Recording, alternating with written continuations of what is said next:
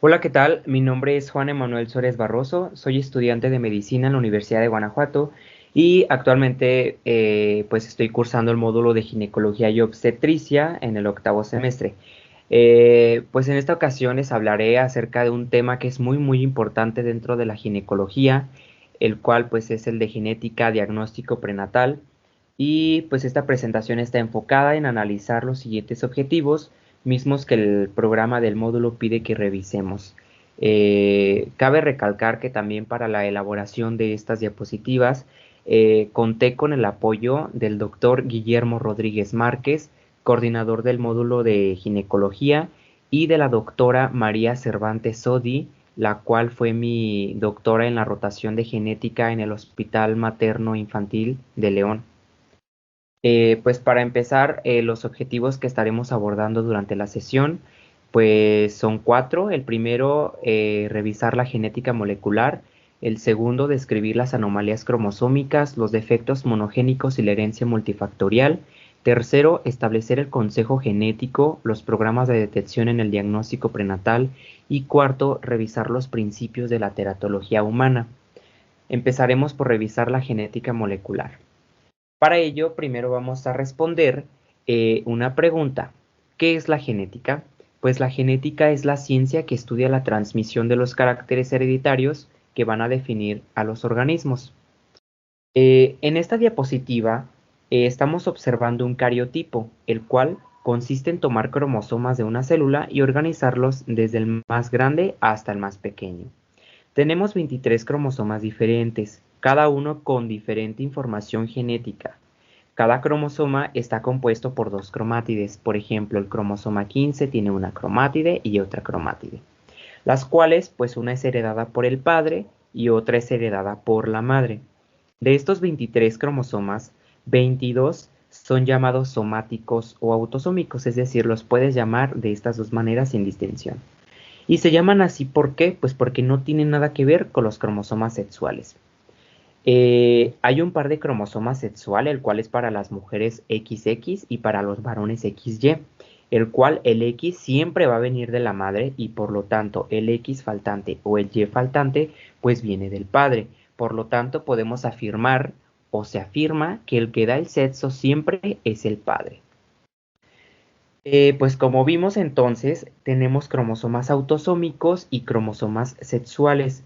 Por lo tanto, también tendremos enfermedades de acuerdo a estos, teniendo como resultado enfermedades autosómicas dominantes y recesivas y enfermedades ligadas al X dominantes y recesivas.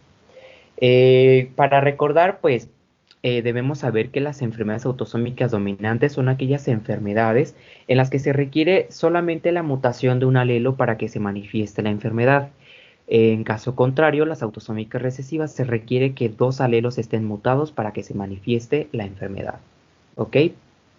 Ahora, los cromosomas homólogos pues son aquellas cromátides del mismo cromosoma, es decir, si nos ubicamos en el cromosoma 19, pues estas cromátides son homólogas, estas que están marcadas con rosita, ya que forman parte del mismo cromosoma y por lo tanto tienen la misma información. Por otro lado, pues los cromosomas no homólogos son cromátides de diferente cromosoma. Entonces, si tomamos una cromátide del 19 y otra del 21, pues aquí ya estaríamos hablando de cromátides no homólogas. Entonces, ¿por qué creen que es importante este término? ¿Qué creen que pasaría si intercambiamos material genético entre dos cromátides homólogas? Pues haciendo generalización, no debe de pasar absolutamente nada. ¿Por qué? Pues porque como son cromátides homólogas, van a tener el mismo material genético. Ya si se estaría intercambiando material entre cromátides no homólogas, pues así, ahí ya sí estaría pasando algo porque ya estaríamos hablando de una translocación. ¿Ok? Ya sea un espermatozoide o un ovocito, pues son células que también se denominan células haploides, ya que solo tienen una copia de cada uno de los 23 cromosomas, es decir, tienen 22 autosomas y un cromosoma sexual, y pues en el... Por otra parte, una célula somática que no es un gameto son llamadas células diploides, tienen dos copias del material genético, por lo tanto, pues tienen 22 autosomas y pues un cromosoma sexual de la madre y 22 autosomas y un cromosoma sexual del padre, dándonos un total de 46 cromosomas. Ahora, empezando con las definiciones, pues un gen es una unidad de ADN con información codificante, ya sea para proteínas específicas, algunas enzimas e incluso ARN. De todo el material genético, solo el 5% va a codificar. Un locus. Pues un locus, ¿qué es un locus? Pues hace referencia a una locación y estos se van a encontrar dentro del ADN y va a representar a la localización de un gen dentro de un cromosoma. El locus siempre tiene la misma información porque el gen siempre contiene la misma información. Por ejemplo, tomando un caso hipotético, si tomamos a una persona y vemos que en su cromosoma 12 está, en su cromosoma 12, en el locus 10, está el gen A, y luego tomamos a otras 10 personas, tomamos su cromosoma 12 y buscamos el locus 10, ahí también encontraremos al gen A, ¿ok? El siguiente pues es un alelo. El alelo, ¿qué quiere decir o qué significa? Pues es la copia alternativa de un gen. Se refiere a la variante de un gen, es decir, pues un gen va a tener siempre variedades y uno va a venir de la madre y otro va a venir del padre, ¿ok? Genotipo y fenotipo. Pues el genotipo va a caracterizar a los pacientes de acuerdo a sus alelos en heterocigotos y en homocigotos. Heterocigotos, pues quiere decir que siempre un mutante. Y por otro lado tenemos a los homocigotos, que pues aquí van a tener el mismo alelo y puede ser que ambos sean mutantes o sean normales, ¿ok? Por otro lado, el fenotipo hace referencia a cuando hay una manifestación tanto física como química de algún trastorno genético, por ejemplo, en niveles de alguna enzima o sustrato. Si un paciente es portador de una mutación y tiene un alelo mutante, no necesariamente puede presentar un fenotipo, ¿ok? Ahora, en cuanto a los alelos dominantes, pues un alelo dominante basta con un alelo mutante para que la enfermedad se manifieste y un alelo mutantes para que se manifieste la enfermedad o el rasgo recesivo. Objetivo 2, pues describir las anomalías cromosómicas, los defectos monogénicos y la herencia multifactorial. Pues para empezar, las anomalías cromosómicas se van a dividir en numéricas y estructurales. Las numéricas a su vez se van a dividir en aneuploidías y las euploidías. Y las estructurales se van a dividir en reordenamientos desequilibrados y reordenamientos equilibrados. ¿Qué son las trisomías? Pues primero son debidas a la no disyunción o son causadas por la no disyunción, es decir, la no separación de los cromosomas en la meiosis. Las trisomías que son distintas a la 21, a la 18 y a la 13, pues rara vez van a producir embarazos de término, es decir, casi siempre terminan en abortos. Y a partir de los 35 años va a aumentar el riesgo. En este caso se me olvidó poner, pero es a partir de los 35 años en edad materna, ¿ok? Porque es la que influye. Pues en esta imagen aquí observamos la no segregación, que es el fracaso de los cromosomas homólogos en separarse correctamente durante la meiosis. Esto pues va a resultar en la producción de gametos que contienen una cantidad de cromosomas mayor o menor a la encontrada en una célula normal y consecuentemente pues el individuo puede desarrollar una trisomía o una monosomía, ¿ok? Ahora, empezando por la trisomía 21. La trisomía 21 tiene una incidencia de 1 por cada 850 nacimientos. Su presentación clínica va desde talla baja, piel laxa en la nuca, pliegue palmar, clinodactilia.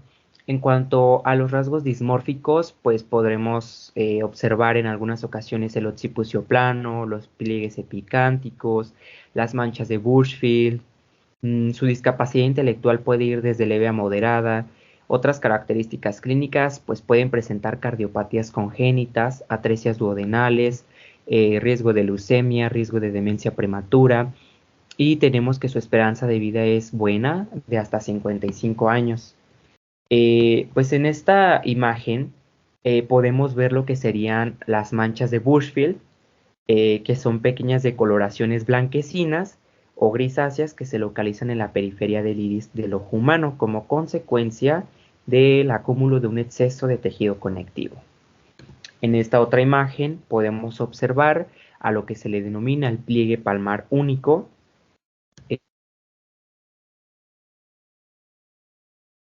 el pie en sandalia, que es un espacio entre el primer y el segundo dedo del pie. Y por último, en esta otra imagen se observa pues una cabeza pequeña, pelo lacio y delgado, cara redonda, hendidura palpebral oblicua, que sería esta, nariz sencilla de montar, ¿ok? Bueno, en esta imagen pues podemos observar un cariotipo, el cual pues observa una trisomía. Bueno, a simple vista pareciera que este paciente no tiene nada, pero si nos ponemos a observar detalladamente, en el cromosoma 14, aquí, en esta colita que vemos aquí, pues es una traslocación, se trata de una traslocación. Entonces, esta es una copia extra del cromosoma 21, que ya nos estaría hablando de una trisomía. ¿Ok? Ahora, en este otro paciente, lo que observamos también es una traslocación, pero este paciente al parecer no presentaría como tal un fenotipo. ¿Por qué? Porque solamente sí tiene sus dos copias del cromosoma 21, porque como ven aquí, aquí ya no tiene la otra copia, entonces se complementa con esta, lo que nos daría sus dos copias del 21 y sus dos del 14. Aquí sí es muy importante poder o sea, si nosotros encontramos a un padre con este tipo de traslocaciones, sí es muy importante estudiarlo. ¿Por qué? Porque aquí sí nos puede dar lo que viene siendo el riesgo de recurrencia. En el caso de que la madre sea portadora de la traslocación, el porcentaje de recurrencia que podemos tener es del 10 al 15%, pero si el padre es portador de la traslocación, nos puede dar un riesgo de recurrencia de hasta el 2%. Entonces, por eso es muy, muy importante estudiar a los padres. En cuanto a la trisomía 18, pues tenemos que tiene una incidencia de 1 por cada 6.000 a 8.000 nacimientos. Su presentación clínica pues va desde hipertonía, talla baja, cierre del puño característico, el cual pues el cierre del puño característico pues va a ser la sobreposición del segundo sobre el tercer dedo y el quinto sobre el cuarto. Bueno, también es característica de la trisomía 13. Entonces, si aquí tú les mueves la mano y los dejas reposar, así la van a reposar. También van a tener piel mecedora, que recordemos que el piel mecedora pues es un calcáneo prominente. Y en cuanto a sus rasgos faciales dismórficos, pues va a haber retrognatia, orejas de implantación baja o dismórficas también, como los podemos observar en esta imagen. Su discapacidad intelectual aquí sí va a ser grave. Y en cuanto a otras características clínicas que podemos encontrar, pues van a ser las malformaciones cardíacas. En este caso, las principales son función interventricular. También va a haber dificultades para la alimentación. Inclusive, de hecho, lo que los mata pues son la dificultad para comer, además de que van a ser apneas centrales, es decir, el cerebro no va a mandar la señal para que respiren. La esperanza de vida de estos pacientitos pues es de meses, incluso menores a un año. Entonces, como pueden ver, este síndrome no es letal. Sí tiene una esperanza de vida muy baja, pero no es letal. En cuanto, bueno, en estas imágenes pues podemos observar al cierre del puño característico, ¿ok? En esta imagen podemos observar el cariotipo, en donde en el cromosoma 18 vemos la tercera copia extra, ¿ok? En cuanto a la trisomía 13, pues tenemos que tiene una incidencia de 1 en cada 12.000 a 20.000 nacimientos. Su presentación clínica va desde microcefalia, frente inclinada hacia atrás, cierre del puño característico, piel mecedora, polidactilia, Hay que recalcar aquí que la polidactilia siempre es postaxial, ¿ok? En cuanto a los rasgos faciales dismórficos, pues encontramos anomalías oculares, labio hendido, fisura palatina, su discapacidad intelectual sí es grave, y en cuanto a otras características clínicas, podemos encontrar malformaciones graves del sistema nervioso central, en este caso la holoprosencefalia, que en este caso, en esta imagen, pues es alobar, la cual nos puede dar una ciclopia, los ojos fusionados y la probosis. Aunque esta es la triada, es decir, la polidactilia, las anomalías oculares y el labio hendido, pues lo más característico va a ser la holoprosencefalia, que no se les olvide, la holoprosencefalia. La esperanza de vida de estos pacientitos, pues el 50% fallece en el primer mes y más del 90% en el primer año. Pero pues muchos van a fallecer en las primeras semanas. Además, esto va a depender de si tienen o no holoprosencefalia, ¿ok? En esta imagen o en este cariotipo observamos la copia extra del cromosoma 13. Ahora, en cuanto a las monosomías, pues la ausencia de la disyunción va a crear un número igual de gametos nulisómicos y disómicos. La monosomía es más devastadora que la trisomía, es decir, siempre la falta de información va a ser más, va a tener peor pronóstico que el exceso de información, ¿ok? Entonces, casi todos los productos monosómicos se van a perder antes de implantarse, o sea, van a terminar en abortos. La única excepción, eh, pues va a ser la monosomía del cromosoma X, es decir, estaríamos hablando de un 45X o también lo que se conoce como síndrome de Turner. Entonces, hablando específicamente del síndrome de Turner, tiene una incidencia de 1 en cada 2.500 a 4.000 nacimientos. Su fenotipo clínico pues es talla baja, el pterigium coli. En este caso el pterigium coli pues quiere decir que el pliegue nucal que era tan ancho en la vida intrauterina que cuando se reabsorbe el líquido les queda muy ancho. Este, sí, o sea, que cuando se reabsorbe el líquido, pues el cuello les va a quedar muy ancho, perdón. Y por eso. También van a presentar linfedema, riesgo de malformaciones vasculares. En cuanto a la cognición, generalmente va a ser normal, pero van a tener un coeficiente intelectual de rendimiento menor al verbal. En lo visoespacial, pues son menos hábiles en los dibujos, en la coordinación. En cuanto al fenotipo conductual, pues generalmente es normal, pero con alteración del ajuste social. En cuanto al desarrollo sexual, van a tener disgenesia gonadal, retraso de la maduración y la infertilidad. Pero aquí sí cabe recalcar que no todas son infértiles, solamente tienen un alto riesgo de infertilidad y el infantilismo va a ser secundario a la disgenesia gonadal. ¿Ok? Entonces, en estas imágenes podemos observar lo que les comentaba. Generalmente en la vida intrauterina este pliegue o sí, bueno, esta zona del cuerpo pues siempre está llena como de líquido. Entonces, se va reabsorbiendo y al reabsorberse pues queda así este, como lazo. En cuanto a las poliploidías, pues va a ser la presencia de más de dos conjuntos cromosómicos haploides completos y hasta el 20% van a terminar en abortos espontáneos. Rara vez se van a encontrar en gestaciones más avanzadas. Y aquí tenemos lo que viene siendo la triploidía diándrica y la triploidía digínica. En este caso, la triploidía diándrica va a ser por la fecundación de un óvulo por dos espermatozoides, un espermatozoide diploidea normal, y generalmente va a producir un embarazo molar parcial. Entonces, o un espermatozoide que se duplica al entrar, el chiste es que sean pues sí, componente del varón. La triploidía digínica pues va a ser un conjunto cromosómico adicional materno, en donde el huevo no experimenta la primera o incluso la segunda división meiótica antes de la fecundación. Las placentas no van a desarrollar cambios molares y va a haber restricción asimétrica del feto.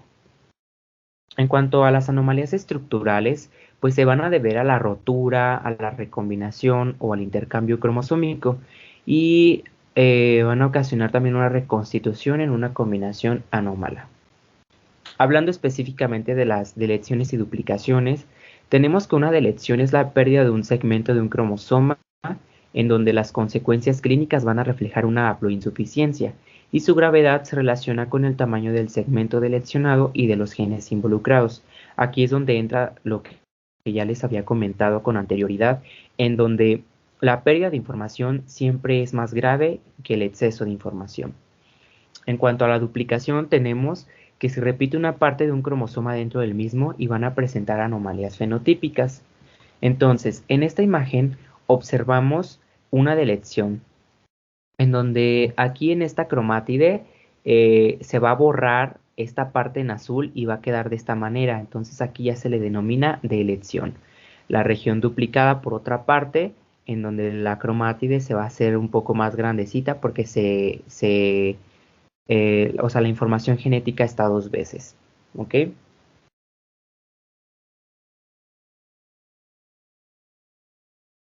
Les quise mostrar algunos ejemplos de delecciones. En este caso, cuando estamos hablando de un síndrome de Cri-du-Chat, es porque hay una delección del brazo corto del cromosoma 5. Si estamos hablando del síndrome de Prader-Willi, hay una delección del brazo largo del cromosoma 15. Síndrome de Angelman, delección de una región del cromosoma 15.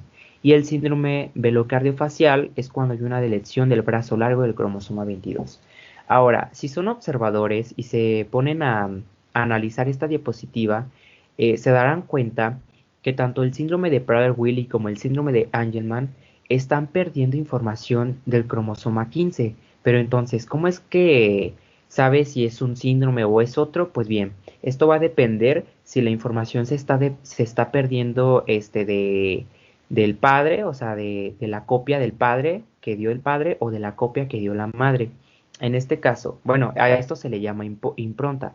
En este caso, si la información se perdió de la copia que dio el padre, sería el síndrome de Prader-Willi. Y si la información se perdió de la copia que dio la madre, sería el síndrome de Angelman. Ahora, de los cromosomas marcadores sin anillo, pues tenemos que un cromosoma marcador son cromosomas muy pequeños no identificados que forman parte de un complemento cromosómico. Esta va a tener una incidencia de 1 en cada 2500 nacimientos y si nos ponemos a analizar este cariotipo, pues aquí tenemos un cromosoma enmarcador, ¿ok? Ahora, pues un cromosoma en anillo es cuando un cromosoma sufre dos roturas y los extremos rotos se unen en una estructura anular, como en esta imagen que observamos aquí.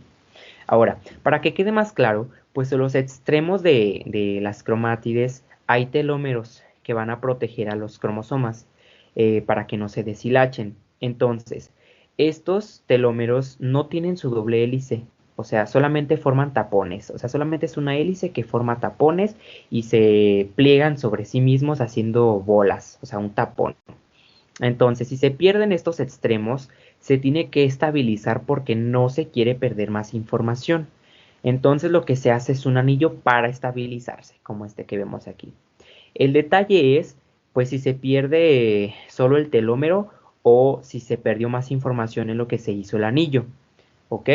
En este caso, incluso el síndrome de Turner se puede ver en anillos. Cuando es así, suele haber retraso mental. En cuanto a los isocromosomas, pues son cromosomas en el que se ha perdido un brazo y el otro se ha duplicado de forma especular, ¿ok? Como en esta imagen que observamos aquí. Se perdió esta parte en gris y al final de cuentas tenemos esta otra. Los cromosomas dicéntricos es un tipo infrecuente de cromosoma anómalo en el que dos segmentos cromosómicos, cada uno con un centrómero, se van a fusionar de extremo a extremo, ¿ok? Las translocaciones. Bueno, vamos a tener translocaciones recíprocas en donde va a haber una rotura o recombinación de cromosomas no homólogos con intercambio recíproco de los segmentos desprendidos o recombinados. En cuanto a las inversiones, pues una parte del cromosoma se separa y se une nuevamente, pero en sentido contrario, como observamos aquí, se voltea. Y pues en cuanto a la herencia multifactorial, pues menciona que son rasgos o enfermedades determinadas por la combinación de múltiples genes que tienen herencia multifactorial. Muchos trastornos congénitos y adquiridos van a tener herencia multifactorial. Algunos rasgos multifactoriales no van a aparecer hasta que se rebasa un umbral. Los factores genéticos y ambientales que causan propensión o crean la carga del rasgo van a tener una distribución normal y solo los individuos en los extremos de la distribución van a superar el umbral y por lo tanto van a mostrar el rasgo o defecto. Ciertos rasgos umbrales tienen un predominio masculino o femenino. Por ejemplo, en esta imagen pues vemos un ejemplo esquemático, perdón, de un rasgo umbral, como la estenosis pilórica, que tiene un predominio en varones y tiene una distribución normal en cada género, pero en el mismo umbral, más varones que mujeres van a desarrollar el trastorno, ¿ok? Pasamos al objetivo 3, donde vamos a ver los programas de detección de diagnóstico prenatal.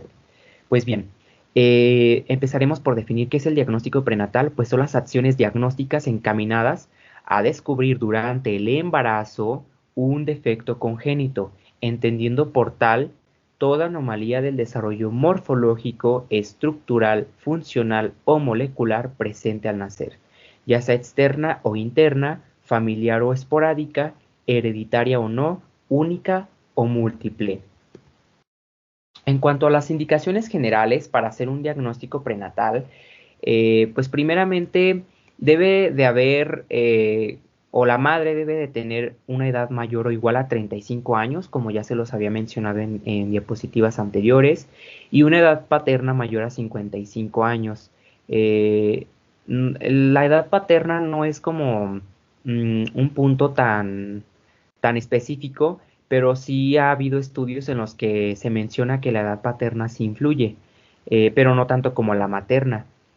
También que tengan un hijo previo con síndrome de Down u otra alteración cromosómica, antecedentes familiares de síndrome de Down, infertilidad previa, feto previo con síndrome dismórfico, alfa fetoproteína elevada en suero materno baja, este, también, pues, un hijo previo con trastorno autosómico recesivo, progenitores pertenecientes a etnias de riesgo, por ejemplo, los judíos que se casan entre ellos, el progenitor portador conocido de traslocación cromosómica, inversiones, fragilidad cromosómica, familias con enfermedades recesivas, enfermedades autosómicas o ligadas al sexo, ecografía o marcadores bioquímicos de alto riesgo y la angustia de los progenitores. La utilización de técnicas de diagnóstico prenatal de acuerdo a la edad gestacional pues va a ser dividida en los 3 trimestres. El primero, pues bueno, para empezar, lo que esté como en letras más negritas pues es de tamiz y lo que es en letras más claras pues es de diagnóstico. Entonces, en el primer trimestre, las opciones que tenemos es el ultrasonido o el ultrasonograma y la biopsia de vellosidades coriales. Este, en el segundo trimestre tenemos el ultrasonograma y la amniocentesis tradicional y en el tercer trimestre el ultrasonograma y la amniocentesis, incluida la cordocentesis. También cabe recalcar que entre el primero y el segundo trimestre se pueden utilizar los marcadores bioquímicos. ¿Ok? Ahora, en cuanto a los métodos no invasivos, pues tenemos al ultrasonido primeramente, que el ultrasonido nos va a servir para tener una vigilancia prenatal, para valorar la anatomía fetal dentro del útero, para evaluar el estado de salud del feto, para detectar inclusive alteraciones estructurales, para evaluar marcadores específicos de cromosomopatías, para la aplicación de técnicas invasivas y tratamiento fetal. En cuanto a los marcadores séricos maternos, pues tenemos a la alfa-fetoproteína, a la gonadotropina coriónica humana fracción beta, al estriol no conjugado, inclusive a la inhibina A.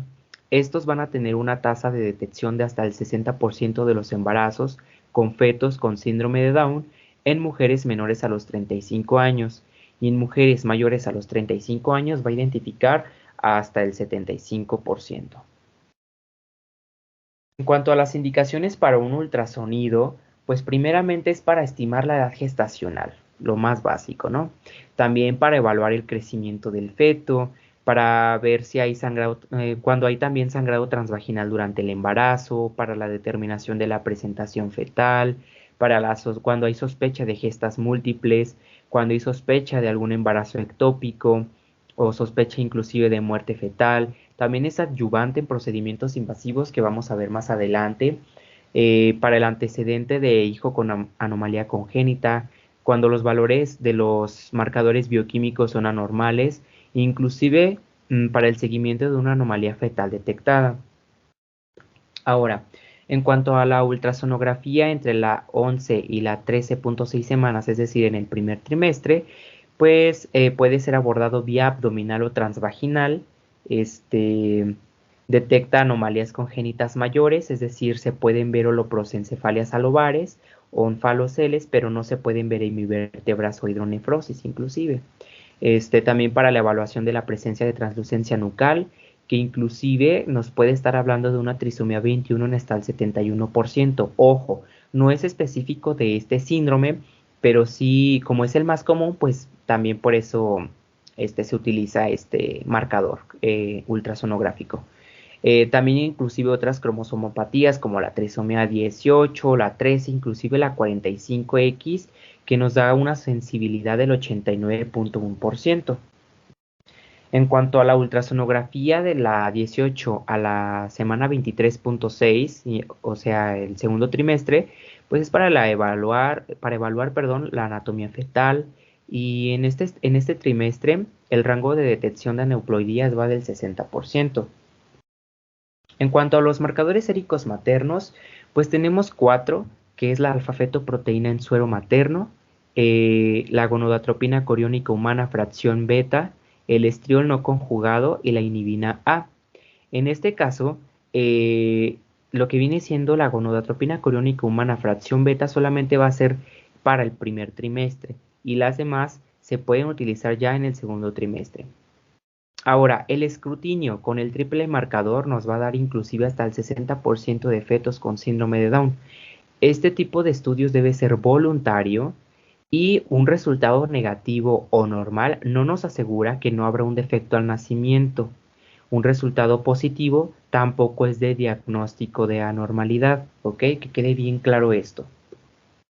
En cuanto a los métodos invasivos, pues tenemos la biopsia de vellosidades coriales, que se realiza entre la 11 a la 13.6 semanas, la amniocentesis que se realiza a partir de las 15 semanas de gestación y la cordocentesis.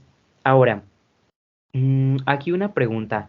Pues se tenía, bueno, o sea, ¿por qué no se puede realizar una amniocentesis em, en pacientes menores a 15 semanas de gestación? Pues para la realización de una amniocentesis son pues que el corión y el amnios estén fusionados. Por eso no se puede hacer amniocentesis antes de las 15 semanas, porque aún no se fusionan y cuando se pica, si se llega a picar antes de estas semanas, pues se acumula líquido entre estas dos estructuras y ocasiona lo que se llama efecto de tienda de campaña y desprendimiento de membranas. En cuanto a la amniocentesis, pues bueno, se va a extraer una muestra de líquido amniótico utilizando una aguja que va a atravesar pues los tejidos maternos, obviamente, hasta llegar a la cavidad amniótica. Esta va a ser guiada por ecografía, pues esto para evitar que piquemos alguna parte del feto y se va a realizar a partir del segundo trimestre. Algunos de los riesgos que podemos tener, pues es amnioitis, pues hasta del 0.1%, pérdida transvaginal de líquido amniótico del 1 al 2%, punción fetal del 0.1 al 3%, pérdida fetal del 0.2 al 0.5%. Este, en cuanto al... Ah, sí, se me olvidaba comentarles, en la amniocentesis, pues también se corre el riesgo de que pues el riesgo es muy, muy bajo. Además de que al realizarse este tipo de procedimientos, pues las pacientes se quedan en observación para evaluar que no tengan este tipo de contracciones.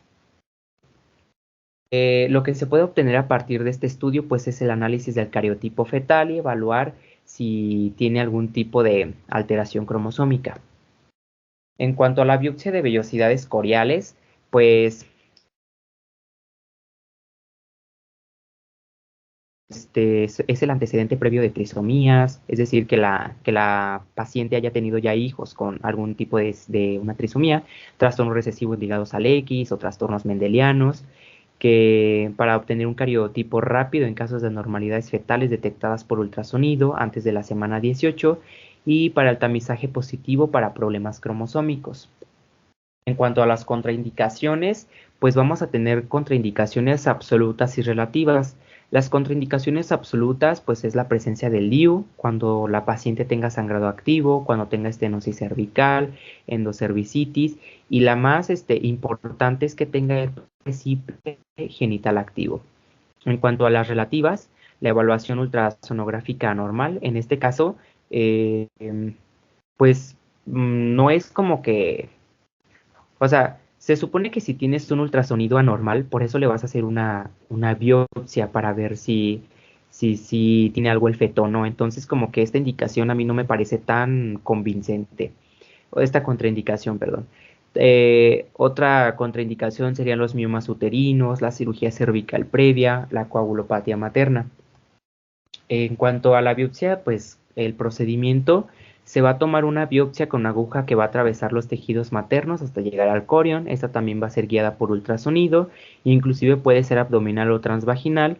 Y aquí se van a obtener células placentarias, pues para obtener el cariotipo, y se va a realizar entre la semana 11 a 14. En cuanto a la cordocentesis, pues va a ser la inserción placentaria hacia la vena umbilical por medio de una aguja. Se va a medir la actividad de la función fetal y para predecir la presencia de hipoxemia o acidemia fetal severa. Esta se va a realizar arriba de las 18 semanas de gestación y algunas de las complicaciones que pueda haber pues es la pérdida fetal del 0.9 al 3.1%, bradicardias del 3.8 al 6.1% y la amnionitis incluso es rara, pero cuando se da, pues puede ocasionar muerte fetal, parto pretérmino o inclusive sepsis neonatal. Ahora pasaremos al cuarto objetivo en donde vamos a revisar los principios de la teratología humana. Pues para empezar, la teratología es el estudio de los defectos congénitos y pues es una palabra que proviene del griego que significa teratos, que significa monstruo. Es cualquier agente que actúe durante el desarrollo embrionario fetal y que genere alguna alteración permanente, ya sea en la forma o en la función. Algunos de los principios de la teratología, pues el primero es la susceptibilidad a la del producto de la concepción y el modo en que su composición genética interactúa con el ambiente. La susceptibilidad a la teratogénesis varía de acuerdo con la etapa del desarrollo del embrión en que sucede la exposición.